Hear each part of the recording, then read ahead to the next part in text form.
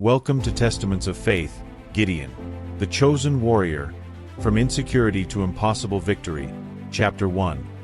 The call at the winepress. God chooses the unlikely. The sharp wind swept through the valleys of Ophrah, carrying the echoes of Israel's cries.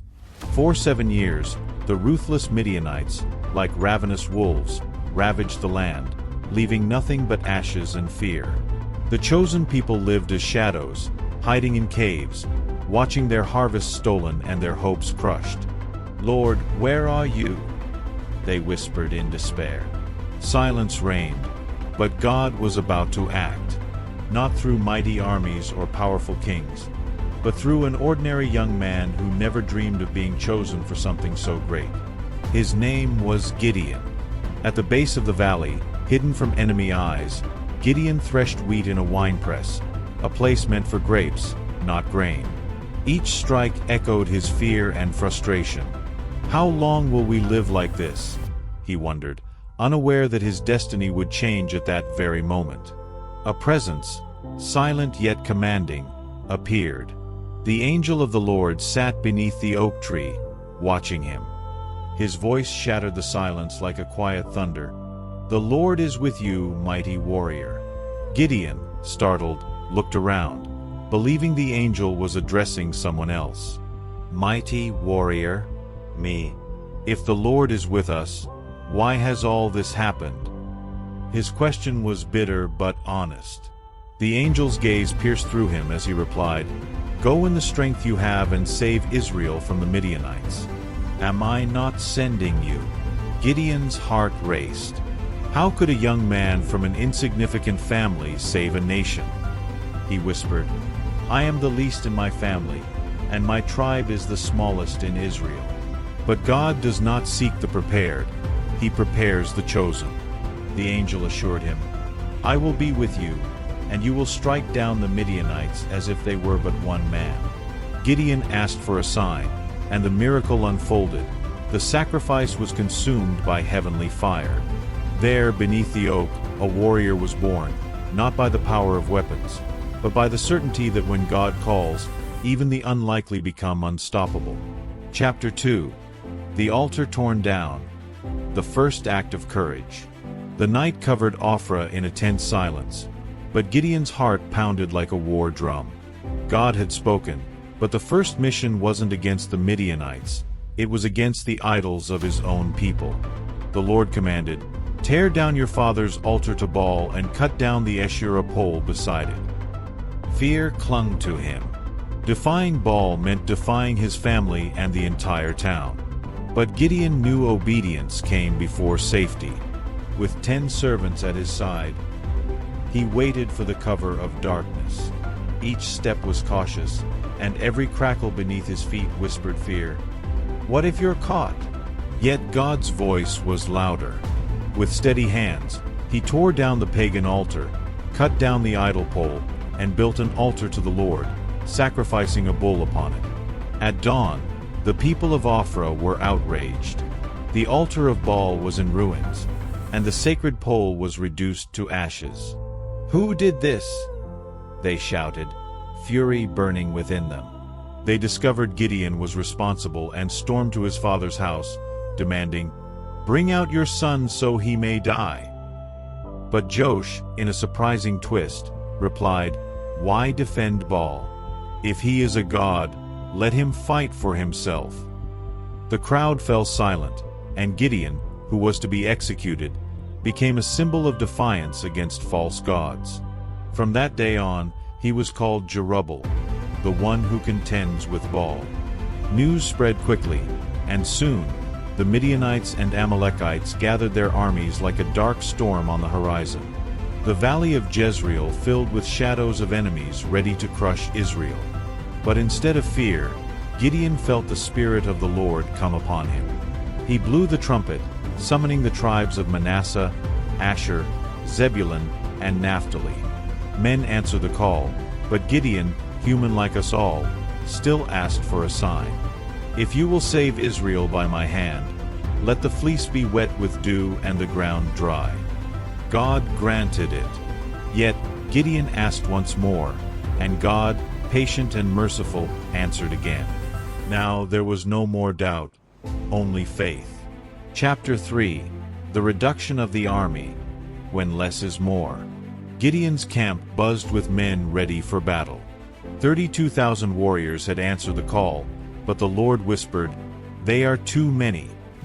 Gideon, bewildered, heard God's command, "Announce to the people that those who are fearful may leave." Silence filled the air as hesitant footsteps echoed. 22,000 men departed, leaving only 10,000 behind. Gideon's heart grew heavy. Yet God, knowing human pride, said, "There are still too many. Take them to the river, and there I will test them." The test was simple yet decisive. Those who drank water with their hands would stay. Those who knelt to drink would be sent away. When it was over, only 300 men remained. The impossible was becoming God's plan. Nightfall covered the vast camp of the Midianites, stretching endlessly like the desert sands. Fear gripped Gideon's heart, but God reassured him, "If you are afraid, go down to the camp and listen to what they say." Gideon crept close and heard a soldier recount a dream. "I saw a loaf of barley bread tumble into the camp, overturning everything." His companion replied, "This can only be the sword of Gideon. God has given Midian into his hands." Gideon's heart burned with faith. There, amidst enemy whispers, victory was already declared. He returned to his small army with a confident smile, no longer burdened by fear but fueled by certainty. With unwavering faith, Gideon divided the 300 into 3 groups. He handed them not swords, but trumpets, jars, and hidden torches. He instructed, "Do as I do. When I blow the trumpet, do the same, shout, and break your jars." The plan seemed foolish, but faith often defies human logic. In the dead of night, the 300 surrounded the enemy camp. Suddenly, the sound of trumpets shattered the silence. Jars crashed, and torches blazed like stars piercing the darkness. "A sword for the Lord and for Gideon," they shouted. Panic engulfed the Midianites, who, in confusion, turned their swords against each other. What seemed impossible became reality, and the night that began with fear ended with victory. Chapter 4. The relentless pursuit, the warrior who never gave up. The dust had barely settled when Gideon saw the surviving Midianites fleeing in desperation. But the battle wasn't over. With just 300 weary but determined men, he began a relentless pursuit. The scorching sun bore down, and every step tested their resolve. When they reached Sukkot, Gideon pleaded, "Give my men bread, for we are exhausted," yet pursuing Zebah and Zalmunna, kings of Midian. The leaders of Sukkot mocked them. "Have you already captured the kings that we should help you?" "Hurt but undeterred," Gideon replied, "when the Lord delivers them into my hands, I will punish you with desert thorns." They pressed on, for faith, not strength, fueled their pursuit. Upon reaching Penuel, they asked again, only to be scorned once more. Gideon, unwavering, vowed, "When I return victorious, I will tear down this tower." The enemy believed they were safe, but no one escapes God's judgment. With brilliant strategy, Gideon and his 300 men ambushed the camp at Karkar, where Zebah and Zalmunna were sheltered. Panic swept through the enemy ranks, never expecting an attack so far from home. Like a lion striking its prey, Gideon captured the 2 kings. The once invincible army now lay in ruins, their weapons shattered and their pride crushed. The impossible had become reality before Israel's eyes. Returning victorious, Gideon kept his word. At Sukkot, he punished the leaders with desert thorns, and at Penuel, he tore down the tower and dealt justice to those who doubted him. Then, facing Zebah and Zalmunna, he asked, "What were the men you killed at Tabor like?" They replied, "They were like you, noble and strong." Tears welled in Gideon's eyes as he whispered, "They were my brothers. Had you spared them, I would have spared you." With his sword, he executed them, avenging his family. Yet Gideon's greatest victory wasn't over Midian, but over his own fears. The one who once saw himself as the least was now remembered as the greatest. Chapter 5. The Request for a King. The Burden of Rejected Glory. With the dust of battle still settling, the Israelites gathered around Gideon, admiration shining in their eyes. "Rule over us, you, your son, and your grandson, for you have delivered us from Midian's hand." The request echoed like a chorus. But Gideon, calm and composed, raised his hand and replied, "I will not rule over you, nor will my son. The Lord will rule over Israel." His words silenced the crowd, leaving an eternal mark. Gideon refused the crown but gained the people's respect. Yet, he made one request: "Give me the gold earrings taken from the Midianites." The gold gleamed as each man offered his share, and Gideon crafted an ephod, a priestly garment, which soon became an object of worship. Even after declining the throne, Gideon lived as a revered leader. His home in Ophrah became a symbol of peace but also temptation. The ephod, meant as a token of gratitude, became a snare. The people of Israel, ever fickle, worshipped the object instead of the God who granted their victory. Gideon, who once tore down Baal's altar, now watched as his people stumbled once more. Though Israel enjoyed peace for 40 years under Gideon's leadership, the seeds of disobedience were already sown.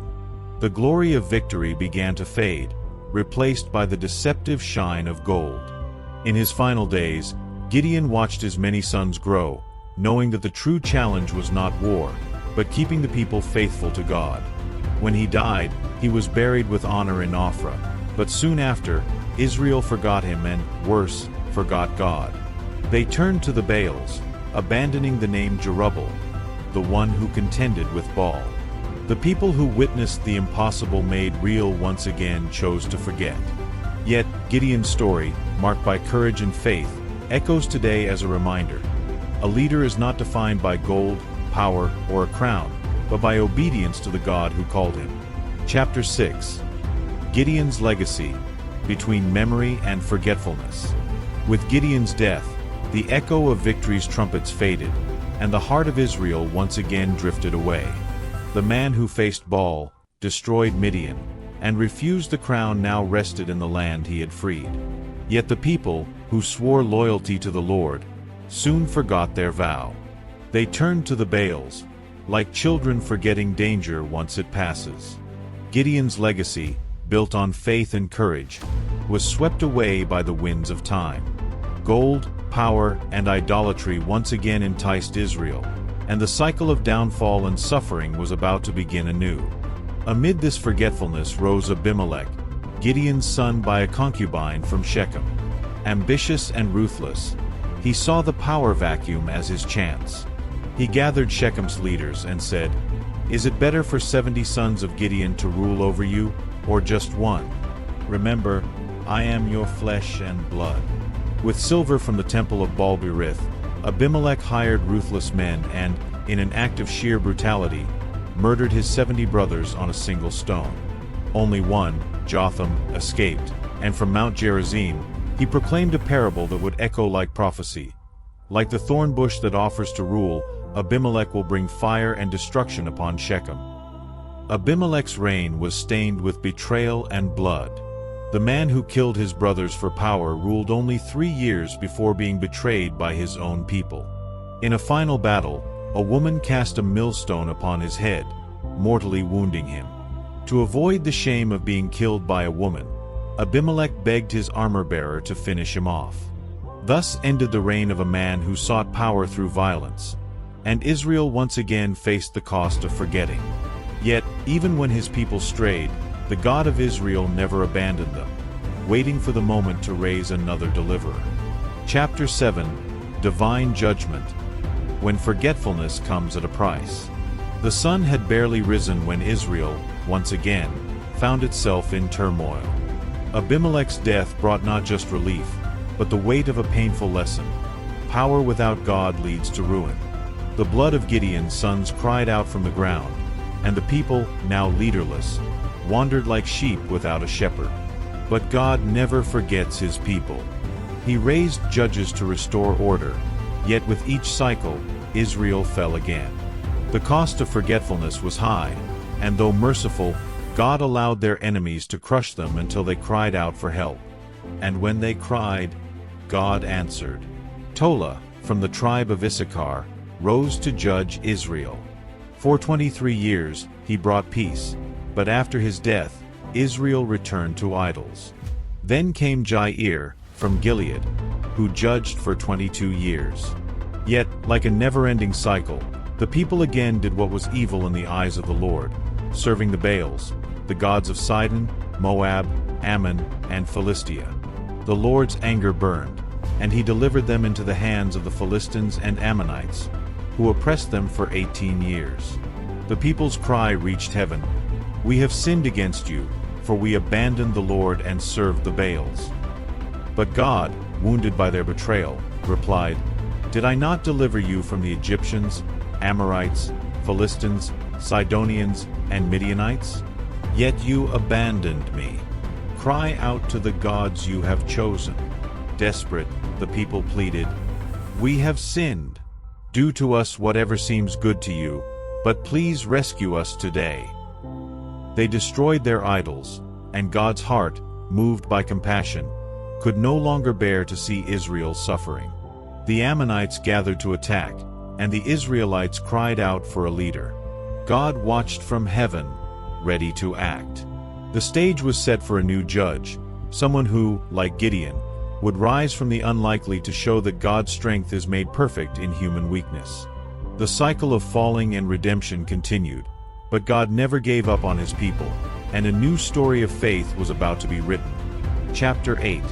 Jephthah, the rejected judge who became a deliverer. As fear gripped Israel, the Ammonites advanced like an unstoppable storm. The tribes, divided and weakened, desperately sought a leader. Then, the elders of Gilead remembered a man, Jephthah, the son of Gilead by a prostitute. Rejected by his brothers, Jephthah was cast out, living in Tob, where he gathered outcasts like himself, becoming a feared warrior. Now, the rejected would be sought as a savior. The elders pleaded, "Come, be our commander against the Ammonites." Bitter, Jephthah replied, "Did you not hate me and drive me out? Why come now?" But when they promised, "If you lead us, you will be head over Gilead," Jephthah agreed, trusting God more than men's promises. Before facing the enemy, Jephthah sent messengers to the Ammonite king, asking, "Why do you fight against us?" The king claimed, "Israel took our land when they left Egypt." But Jephthah, knowing his people's history, firmly replied, "The Lord gave us this land. For 300 years we lived here, and you never attacked. I fight not for land, but for what God has given us." The Ammonites ignored his plea and marched to war. The Spirit of the Lord came upon Jephthah, and he made a vow, "If you give me victory, whatever comes out of my house first upon my return will be yours, Lord, as an offering." The words hung heavy in the air, but faith drove him forward. The battle raged fiercely, but Jephthah and his men crushed the Ammonites, taking 20 cities and bringing peace to Israel. Yet, Jephthah's greatest battle awaited him. Returning home, heart full of relief, his only daughter came out to meet him, dancing in joy. Jephthah's world shattered. Tearing his clothes, he cried, "Oh no, my daughter! I have made a vow to the Lord that I cannot break." She, with tears streaming down, replied, "Father, fulfill your vow to the Lord, but grant me 2 months to weep for my virginity." And so it was. The rejected man who became a judge paid the price of an unthoughtful vow, bringing peace to Israel, but leaving his heart in eternal mourning. Chapter 9. The Legacy of the Judges. Faith, Sacrifice, and Redemption. With Jephthah's death, Israel once again spiraled into cycles of disobedience and redemption. Each judge, with their story of faith and struggle, showed that God never abandons, even when his people forget him. After Jephthah came judges like Ibzan, Elon, and Abdon, each maintaining order for a time but unable to stop Israel from returning to idols. The land that was meant to flow with milk and honey flowed with the blood of disobedience. Yet God, in his boundless patience, continued to raise leaders, proving that his faithfulness never fails. The judges of Israel were not kings, but warriors, prophets, and unlikely servants who, filled with the Spirit, delivered the people time and time again. Gideon, the least in his family, faced vast armies with just 300 men. Deborah, a woman, led Israel to victory when all others feared. Jephthah, the outcast, showed that one's past does not define whom God chooses. But above all, each judge pointed to the need for a greater Savior, one who would not just deliver Israel from earthly enemies, but from the greatest enemy, sin. The legacy of the judges echoes as a reminder that God uses the unlikely to achieve the impossible. As Israel wavered between faithfulness and rebellion, God's promise stood firm. The people still longed for a king, but the true king would come in an unexpected way, bringing eternal redemption. The story of the judges is not just about battles and victories, but about a God who, though rejected, never stops loving. Each judge foreshadowed the Redeemer to come, the one who would face not armies, but death itself, to save his people. The cycle of Israel during the time of the judges teaches that even when we fail, God's love never fails. And so, the legacy of the judges remains. Faith can move mountains, but it is God's faithfulness that upholds the world. The story of Gideon and the judges reminds us that even in the darkest times, God can raise the unlikely to accomplish the impossible. No matter how small you feel or how hard the battle may seem, God is faithful, and his strength is made perfect in our weakness. Like, share, and subscribe to our channel for more content. Stay with God, and see you next time on Testaments of Faith. Thank you.